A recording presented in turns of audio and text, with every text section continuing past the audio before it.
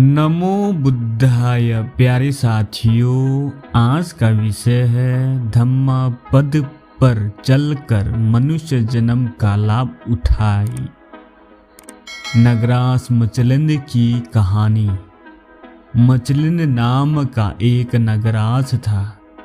उसकी एक कन्या थी जिसके विवाह के लिए वो उपयुक्त वर ढूंढ रहा था।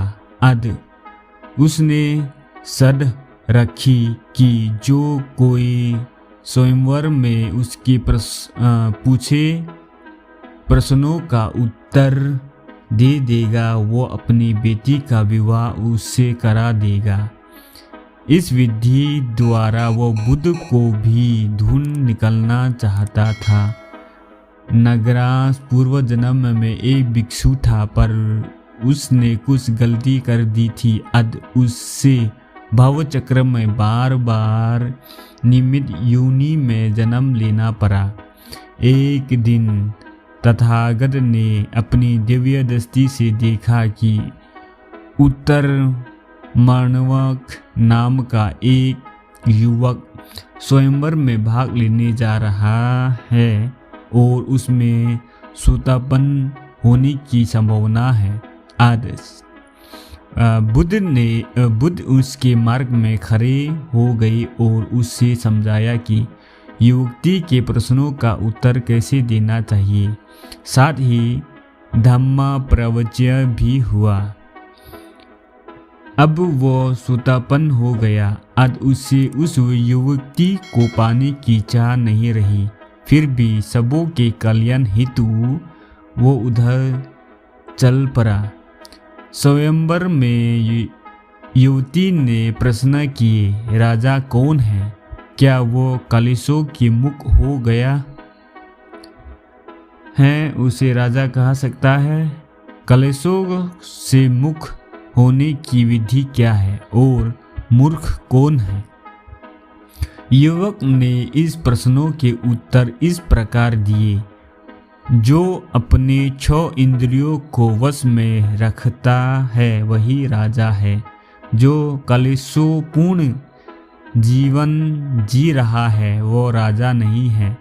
जो कलेशों से मुख है वही राजा है।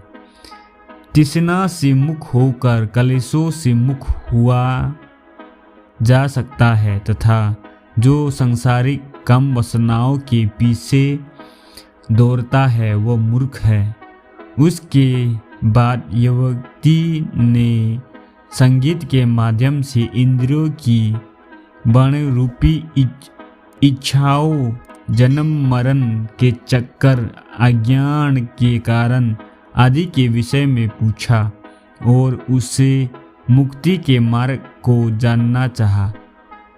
उत्तर ने इन सभी प्रश्नों का जवाब वैसा ही दिया जैसा भगवान बुद्ध ने सिखाया था। जब मचलिंद ने ये उत्तर सुने तो वो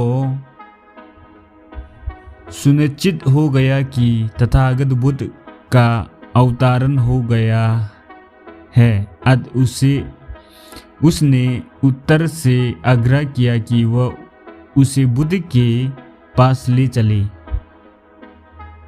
भगवान बुद्ध वाराणसी में एक बगीचे में विहार कर रहे थे।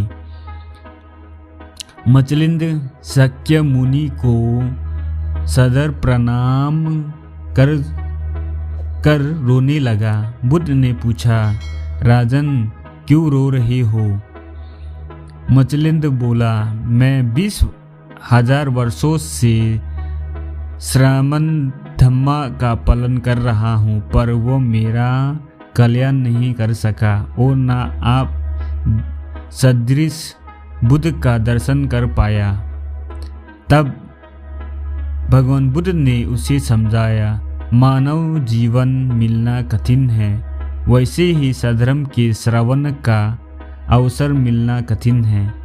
बुद्धों की उत्पत्ति दुर्लभ है। बुद्ध का उत्पन्न होना कठिन प्रक्रिया है। मानव जीवन जीना भी कठिन है। मानव जन्म पाना कठिन है, मानव जीवन जीना कठिन है, साधर्म श्रवण का अवसर मिलना कठिन है और बुद्धों की उत्पत्ति कठिन है। तो प्यारे साथियों, आप लोगों को कैसा लगा हमें कमेंट करके बताइए।